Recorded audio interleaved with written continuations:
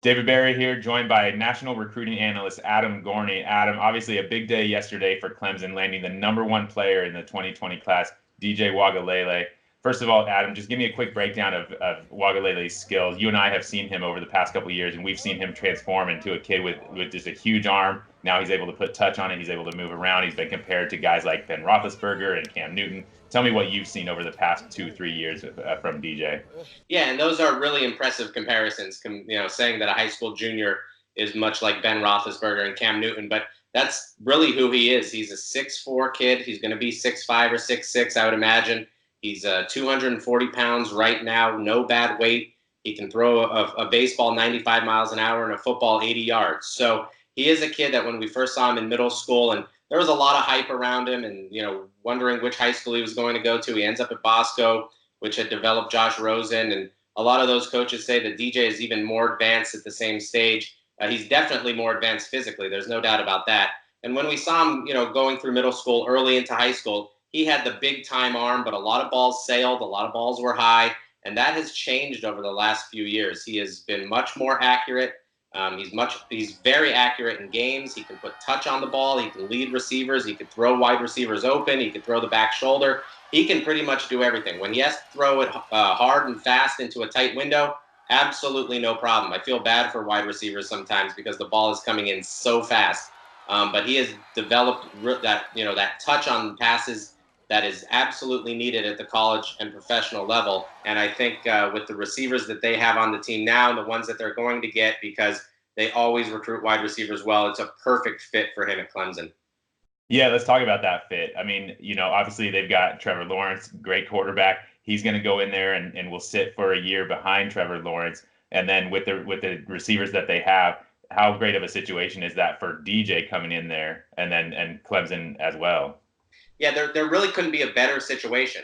He's going to be able to go in there, not have to start immediately. The expectation is for Clemson to be back in the national title hunt for the next couple of years. He'll be a senior when Trevor's a sophomore. He'll go to Clemson and be a freshman when Trevor's a junior. And then the expectation is obviously that Lawrence will leave after that junior season and be one of the first picks in the NFL draft. He can step right in there. I think Oregon, when they were recruiting him, was basically saying, Justin Herbert has 1 year left. You can come in here and probably immediately be the starting quarterback. He has that level of skill, and I think that transition would have been easy. But he's going to be patient. He's going to do the smart thing. There's no reason to rush anything. So learning under Trevor Lawrence for 1 year will be phenomenal. He can step right into that starting role. And if there isn't any drop-off, I wouldn't be surprised. Trevor Lawrence has been phenomenal in his freshman season. He's terrific. He led them to the national championship. But DJ is just, if anything, just a slight notch below him. And in the offense that they run, he's a perfect fit for how he plays the game. Well, let's talk about recruiting. With his DJ's commitment, that puts Clemson with a firm hold at that #1 spot of the team recruiting rankings above LSU and Alabama. What does that mean for Clemson going forward with this 2020 class? Yeah, it's been really an amazing run for them, and I'm doing some research this week to see if it's ever happened before in Rivals history. 4 back-to-back five-star commitments, all out-of-state kids and from regions that are really impressive. So they went to Florida and got the top 2 kids from the state of Florida, DeMarcus Bowman and Fred Davis. They went to Maryland, the Mid-Atlantic, which has been, Alabama territory for a long time, to get Brian Brzee, then out to California to get DJ, which is huge. And the commitment before that is, the highest 4-star you can get, RJ Mickens, out of the state of Texas. So Clemson has proven they can go anywhere to get anybody. And I think his commitment is going to kind of continue this trend of at least high 4 stars, if not 5 stars going there. Any wide receiver would be foolish not to want to play with him. He's that good, he's that talented, and he's that great of a teammate too. I think that's most important about him.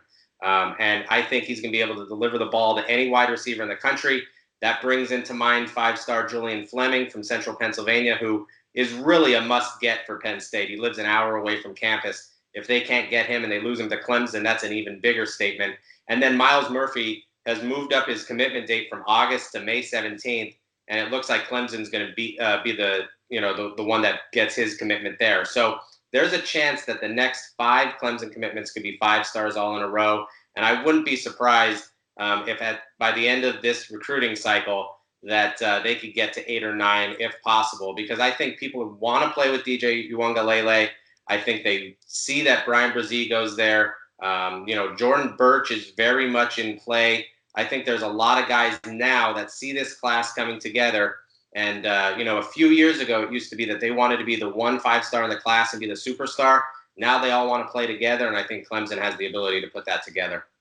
Yeah, just an impressive run so far, and it seems like they're just going to keep rolling through the next couple of years recruiting wise. So, well, Adam, thank you for your time, and we'll have plenty of stuff up on throughout the week on the impact of this commitment going forward.